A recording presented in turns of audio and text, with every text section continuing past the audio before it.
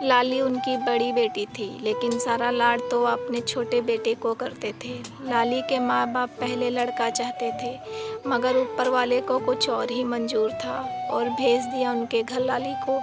जब लाली का जन्म हुआ था तो कर्जदार उसके पिता को उठा कर ले गए थे। इस वजह से माँ उसे मनहूस मानने लगी, मगर यह मनहूसियत बस उनकी सोच भर में थी।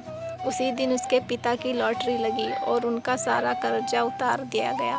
लेकिन ये तो भगवान ने किया था, लाली को कहाँ कोई पूछ रहा था। फिर 2 साल बाद उसके भाई का जन्म हुआ, भाई जिसका नाम राजा रखा गया था। राजा का 5वां जन्मदिन था। जन्मदिन की तैयारियां करते समय अचानक घर में आग लग गई। सब लोग बचकर घर से बाहर आ गए, लेकिन राजा और लाली का कुछ पता न था।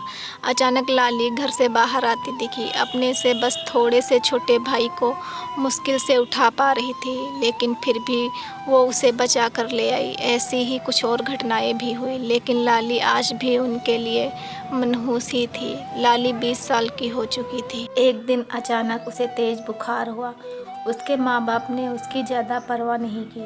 पिता ने तो यहाँ तक कहा कि तू मर ही जा, हमें भी तुझसे छुटकारा मिले। लाली ने आज तक कभी अपने माँ बाप को पलटकर जवाब नहीं दिया था। एक सुबह लाली ने आंखें ना खोली। हालत ज़्यादा खराब थी और लाली बेहोश हो चुकी थी।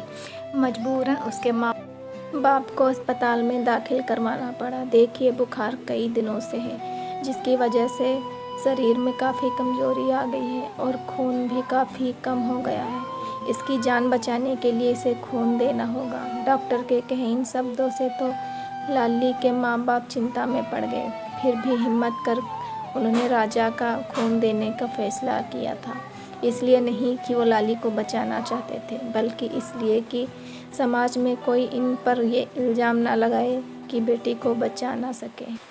खून चढ़ाने से पहले उसका सैंपल जांच के लिए भेजा गया। शाम को रिपोर्ट आई। डॉक्टर ने रिपोर्ट पढ़ते हुए लाली के माँ बाप से कहा, आपकी बेटी का बीमार होना आपके लिए वरदान साबित हुआ। जो समय रहते हमें आपके बेटे की बीमारी के बारे में पता चल गया। बीमारी कौन सी बीमारी?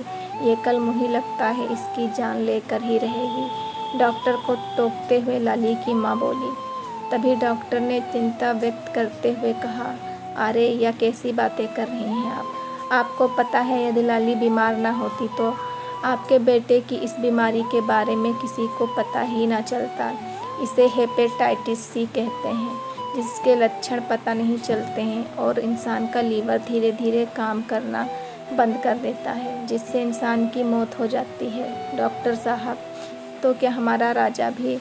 राजा के पिता ने उदास होते हुए डॉक्टर से पूछा।